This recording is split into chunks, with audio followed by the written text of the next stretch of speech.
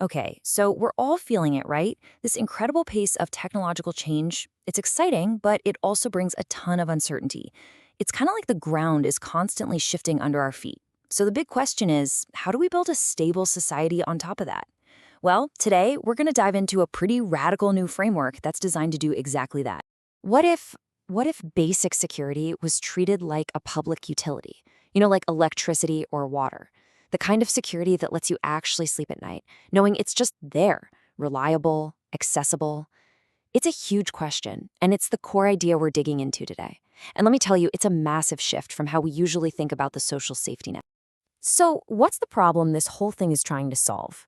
The source material calls it existential insecurity. And that's just a fancy term for that constant background hum of anxiety, right?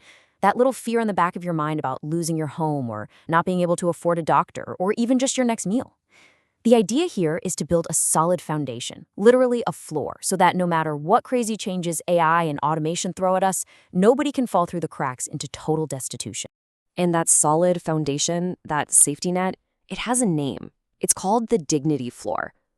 So what on earth does that actually mean in practice? Let's get into it. Okay, so here's the key thing you got to get about this.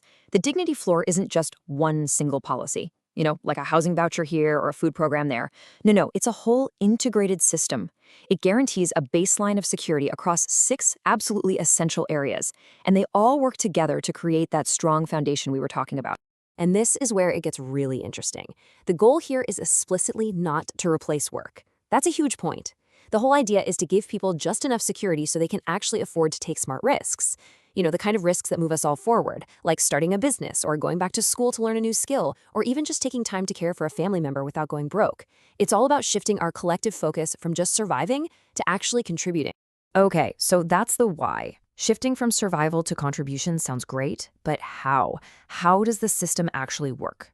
Well, it's all built on what the source material calls the 6 pillars. Think of them as the legs of the table, holding up this entire structure of security. And here are the big 6: housing, nutrition, healthcare, transportation, internet, and a small cash dividend. Let's take a look at each one of these, piece by piece, to see how they're supposed to lock together and create that solid floor. First up, the absolute cornerstone, housing. The framework pushes for something called a housing-first model, and the results from this approach are, well, they're staggering. We're talking about studies that show providing stable housing with no strings attached can slash homelessness by an incredible 88%. Just think about that for a second. 88%.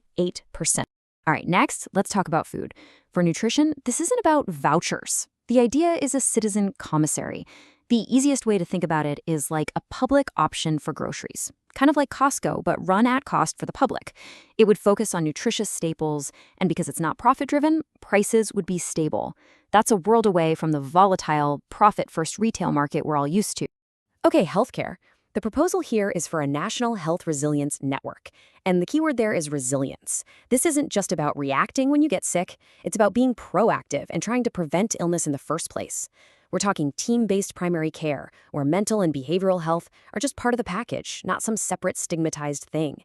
And get this, it would even be augmented by certified AI health coaches to help people stay on track. Now, transportation. This one is a real mind bender when you see the numbers. Think about this. The average person with a car spends something like $12,000 a year on it. 12 grand. The alternative proposed here? A public network of autonomous robo-taxis. The idea is to completely transform transportation from this massive personal expense into a super low-cost utility. We're talking universal access for everyone. Drivers, non-drivers, everybody. Pillar number 5, internet. Let's be honest, high-speed internet isn't a luxury anymore, right? It's essential.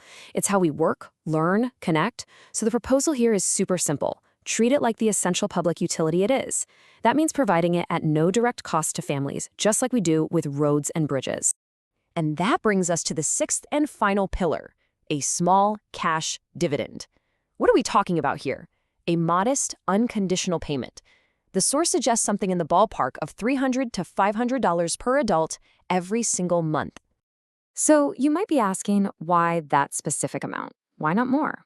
Well, the logic is really important here. It's carefully calibrated to act as a buffer. It's enough cash to help with essentials, to smooth out the bumps when work is volatile because of automation, but it's deliberately not enough to make someone decide not to work. It supplements income, it doesn't supplant it. Okay, I know what you're probably thinking. A system this huge, this ambitious, it sounds like a recipe for a bureaucratic nightmare, right? Who's in charge? How do you keep it from getting bloated and corrupt? Well, the framework has an answer for that. It's a set of what it calls guardrails, and they're all about building a system on trust and, get this, radical transparency.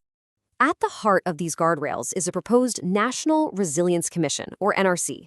Now, this is crucial. The NRC wouldn't actually run any of the programs. It's not a giant government agency doing everything. Instead, think of it as an independent accountability engine. Its only job is to set the standards, certify to providers, and enforce that radical transparency we just mentioned. So how do you actually enforce transparency on that scale? The idea is something called a glass box model. It has three main parts. First, public ledgers, so all the operational data is out in the open. Second, real-time dashboards, so you and I can track performance anytime we want. And third, citizen juries for independent oversight. The whole point is to make the entire system completely verifiable, out in the open for everyone to see.